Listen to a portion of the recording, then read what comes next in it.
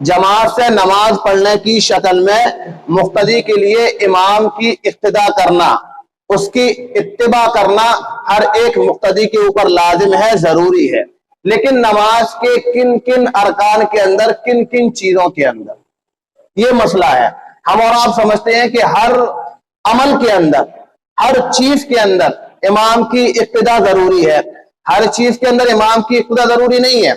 याद रखें, नमाज के अंदर जो अरकान हैं उनमें से कुछ अरकान वो है जो फर्ज है।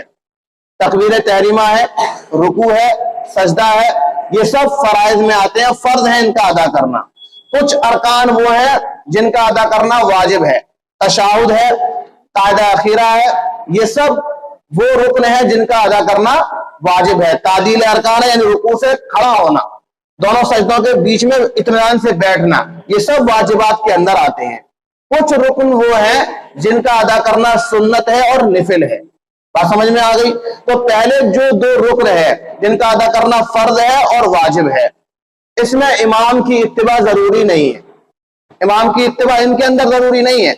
मसलन आप इसको ऐसे समझे, कोई शख्स आया, ऐसी सूरत में आया कि इमाम साहब नमाज पढ़ा रहे थे ज़ोहर की 4 रकातें, और वो दूसरी रकात के बाद बैठे हुए थे, तशाहुद में बैठे हुए थे, उनको तीसरी रकात के लिए खड़ा होना था, तीसरी रकात के लिए खड़ा होना था।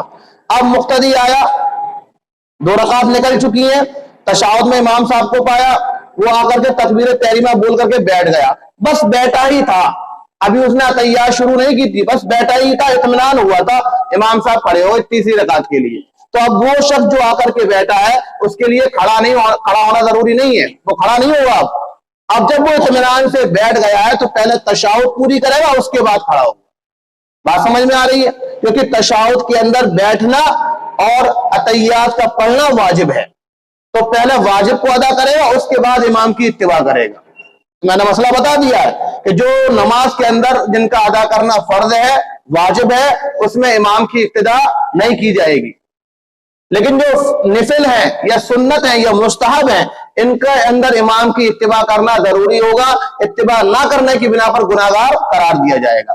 मसलन आप इमाम के साथ सजदे के अंदर गए, आपने तस्बीह शुरू की, आप एक मर्तबा भी तस्बीह नहीं पढ़ पाए थे, सिर्फ सुबहाना रब्बियल इतना ही कह पाए थे, इमाम साहब खड़े हो गए, तो अब आप सुबहाना रब्बियल अज़ीम 3 बार नहीं पढ़ेंगे। अब यहां पर इमाम की इत्तिबा करना जरूरी है, तस्बीह छोड़नी पड़ेगी, क्योंकि तस्बीह का पढ़ना सुन्नत है।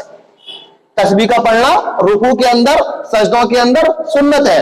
अगर छूट रही है इमाम की इत्तिबा में तो फिर छोड़ दी जाएगी, इमाम की इत्तिबा कर ली जाएगी। बात समझ में आ गई? तो नमाज के अंदर जिन चीजों का अदा करना फर्ज है, वाजिब है, उनके अंदर इमाम की इत्तिबा नहीं की जाएगी। जिनका अदा करना सुन्नत है, निफिल है, मुस्ताहब है, उनके अंदर इमाम का इत्तिबा करना जरूरी और लाजिम। बात समझ में आ गई? यह इमाम की किन चीजों के अंदर इक्तिदा की जाएगी, किन के अंदर इक्तिदा नहीं की जाएगी।